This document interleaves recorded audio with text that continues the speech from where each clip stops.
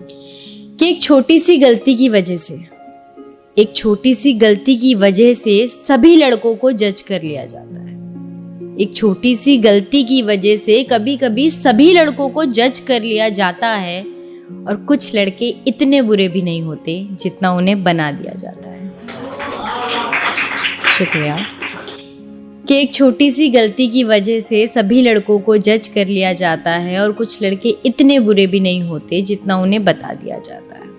और गाइस, जो आगे की लाइनें हैं वो इस चीज़ के ऊपर हैं। आप लोगों ने भी कई बार देखा होगा, सुना होगा कि बस में धक्का लग जाता है या गलती से टच हो जाता है तो हम लड़की की बात को बिना सुने, बिना उसे समझे उसे जज कर लेते हैं, उसके कैरेक्टर पे उंगलियां उठा देते हैं, उसे स्लैप कर देते हैं, उसे मारने लगते हैं। तो उसी के ऊपर ये लाइनें हैं कि इंसान ही है, भगवान नहीं वो, गलती उनसे भी हो सकती है। इंसान ही है, भगवान नहीं वो, गलती उनसे भी हो सकती है, और हर बार धक्का उनसे ही नहीं लगता, कभी डिसबैलेंस लड़की भी हो सकती है। शुक्रिया।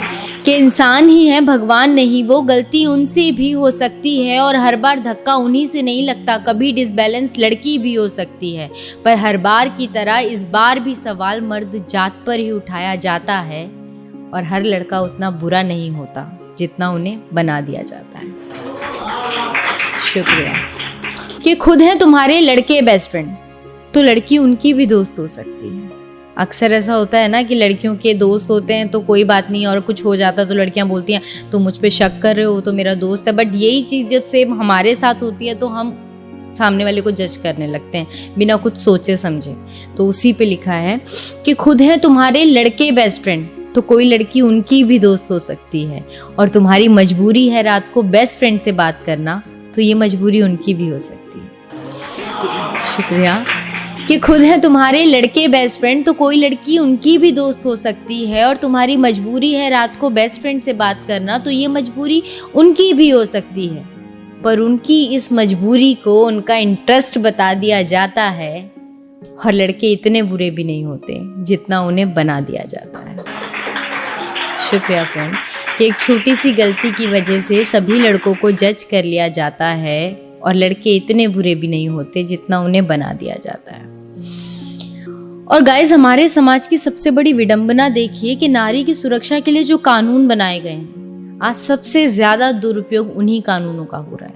और इस चक्कर में जो नारी सच में ऐसी चीजों से गुजर रही है उसको भी हम शक के दायरे से देखते हैं।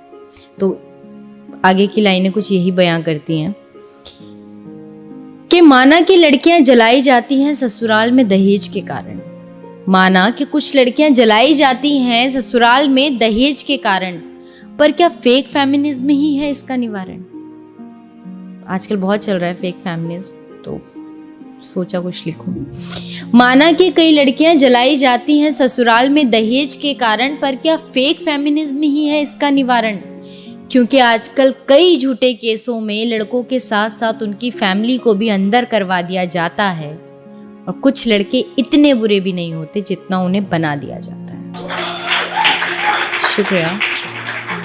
हम लोगों को ये समझना बहुत ज़रूरी है कि क्या सच है क्या झूठ है। कई बार ऐसा होता है कि हम लोग पूरा ब्लेम कर देते हैं, सोशल मीडिया पे हल्ला मचा देते हैं, लेकिन बाद में पता चलता है कि यार वो केस उल्टा ही था, या वो लड़का ऐसा था ही नहीं, या वो लड़की ऐसी थी ही नहीं। दोनों केसों में हो सकता है।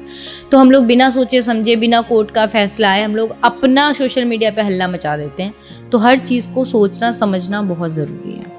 फेमिनिज्म के नाम पर जो तुम झूठे झंडे फहराया करते हो, और लड़कियां जो करें ये उनकी चॉइस, और लड़कों को लिमिटेशंस बताया करते हैं। कि फेमिनिज्म के नाम पर जो तुम झूठे झंडे फहराया करते हो, और लड़कियां जो करें ये उनकी चॉइस, और लड़कों को लिमिटेशंस बताया करते हो। तुम्हारे इस झूठे फेमिनिज्म के चक्कर में किसी मासूम को मुजरिम बना दिया जाता है, और कुछ लड़के इतने बुरे भी नहीं होते जितना उन्हें बता दिया जाता है। शुक्रिया। कि एक छोटी सी गलती की वजह से सभी लड़कों को जज कर लिया जाता है, और कुछ लड़के इतने बुरे भी नहीं होते साहब जितना उन्हें बना दिया जाता है। शुक्रिया।